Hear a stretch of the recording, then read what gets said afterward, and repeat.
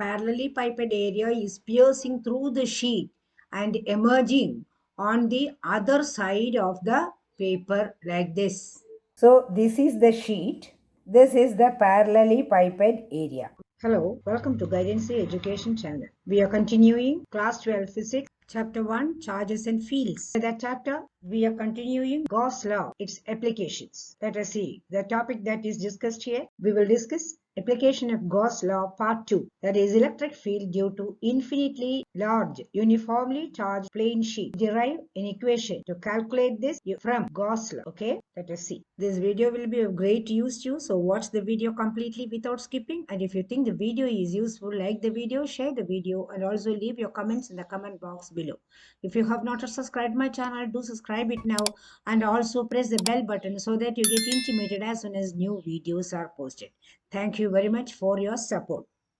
In this video, we will discuss application of Gauss law part 2. Electric field due to uniformly charged infinitely large plane sheet. We are going to apply Gauss law in order to derive the equation. Now, this is the plane sheet. Let us imagine that this is infinitely large.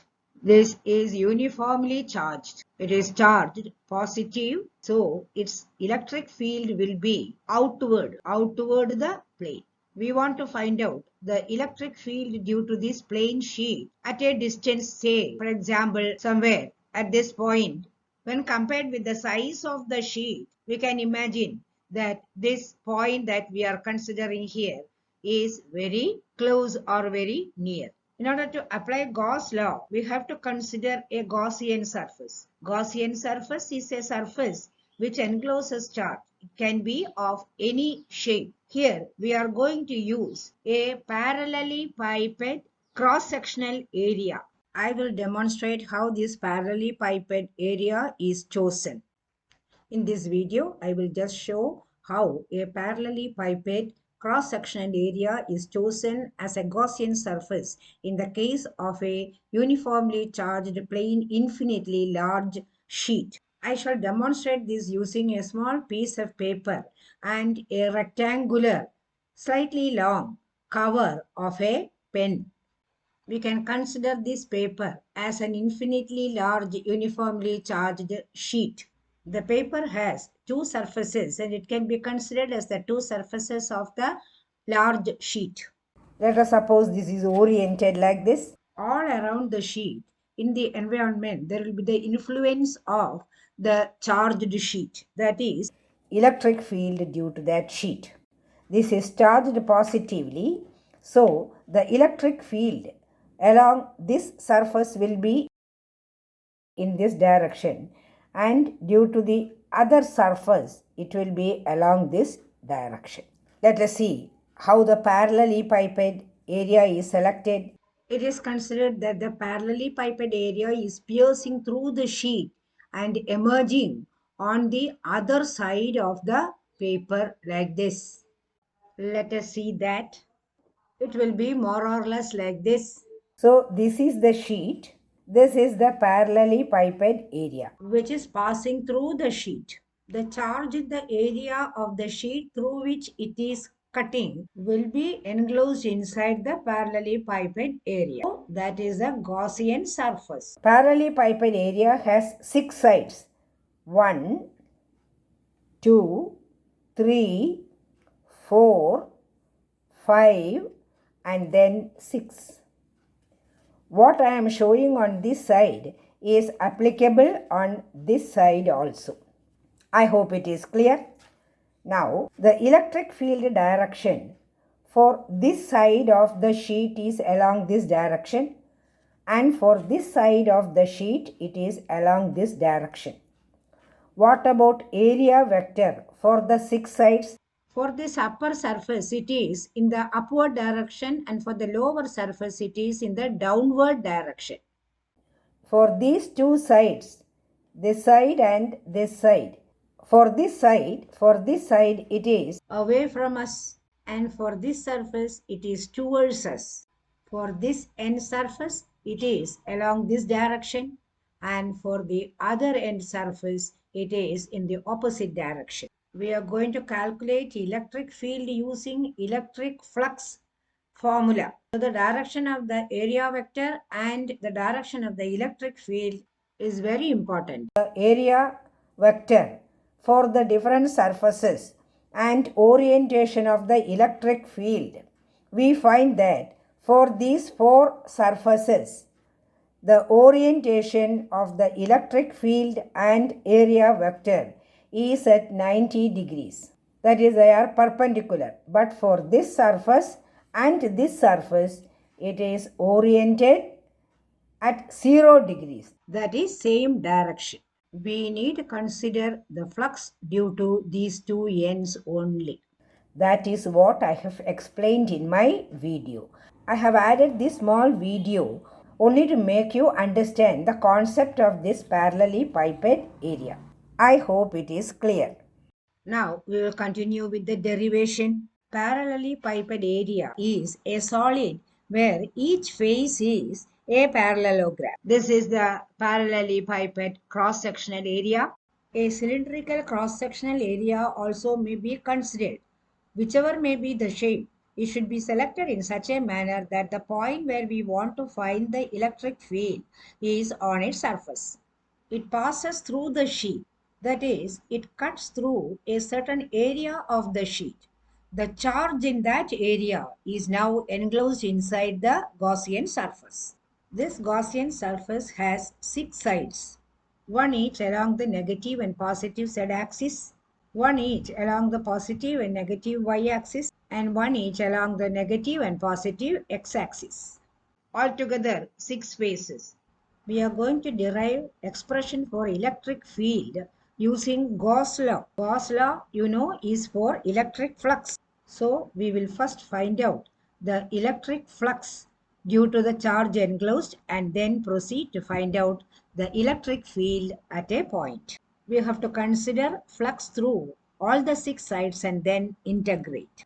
What is the general formula for electric flux? Phi is equal to E dot ds, that is E ds cos theta. This theta is the angle between the electric field direction and direction of the area vector. The direction of area vector for the 6 sides is different. So let us make a clear note of that. The two lateral sides correspond to the positive and negative z-axis. The upper and lower surfaces correspond to the positive and negative y-axis. For these four surfaces, say for example, direction of area vector for the upper surface is in this direction, that is upward direction. For the lower surface it is downward. For the lateral surface facing us, it will be towards us. For the other lateral side, it will be pointing away from us. Please note the direction of the electric field vector.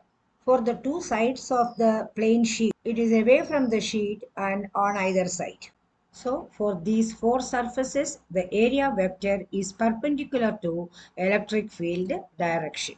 Therefore, theta is equal to 90 degrees and cos 90 degrees is equal to 0. So, electric flux due to these four sides is equal to 0. Of these 6 sides, let us consider the two end faces. We have considered only 4 sides. For this surface, the area vector is along this direction, and for the other surface, it is along the opposite direction. Electric field direction for this surface of the plane sheet is along this direction, and for the other surface, the electric field direction is along this direction. So, for the end faces, theta is equal to 0 degrees. Cos 0 is equal to 1. Therefore, for the two end faces, there is electric flux. So, electric flux on end surface 1 will be equal to E dot ds, that is E ds cos theta, which becomes E ds cos 0, which is equal to E ds. Similarly, for surface 2, flux on end surface 2 will be equal to E ds. We have to integrate for these two surfaces only. This is the small area ds which is inside the parallelepiped cross-sectional, the length of the parallelepiped area on either side is the same. So flux due to the whole surface of the sheet will be equal to E integrating ds plus flux due to the other surface. That also is the same. That is plus E integrating ds. That will be equal to ES plus ES because integrating ds is equal to S. So we get it for both the surfaces. So it becomes equal to 2 ES. So we have the formula flux is equal to 2 ES. Note here that we have used the Gaussian surface but calculated electric flux using the general formula. Now we will apply Gauss formula for that. For surface charge distribution, the charge density is sigma. So the total charge enclosed inside the parallelepiped cross-sectional area will be sigma ds, and for the whole surface it will be sigma s. So Q is equal to sigma s, that is surface charge density into area. What is Gauss formula for flux? Flux is equal to Q by epsilon naught. Substituting for Q, it is sigma S by epsilon naught. Now we have two formulae for flux. One is flux is equal to 2 ES, and then the other one is flux is equal to sigma S by epsilon naught. Equating the right hand side, you get 2 ES is equal to sigma S by epsilon naught. S on either side of the equation gets cancelled. Watch out, we are reaching the last part of the derivation. From this we get E is equal to sigma by 2 epsilon naught. That is the final step, and you have the formula. Electric field is equal to sigma by 2 epsilon naught for a plane infinitely large charged sheet. We heave a sigh of relief. It is done. We wanted to calculate the electric field at a certain distance from this plane sheet, which is uniformly charged. But what is it that you find in the equation that we derived? There is no expression or parameter for distance.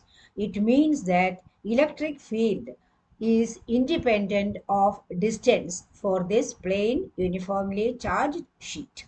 It depends inversely on twice the permittivity of the space and directly to the charge density. That is, when charge density increases, electric field also increases. When permittivity increases, electric field decreases to a larger extent.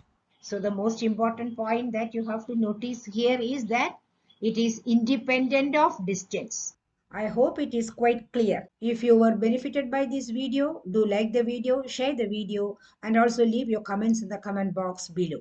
If you have not subscribed my channel, do subscribe it now, and also press the bell button so that you get intimated as soon as videos are posted. Your subscriptions motivate me. Thank you very much. We will meet in the next video with another important derivation related to this topic. Till then, bye. Take care.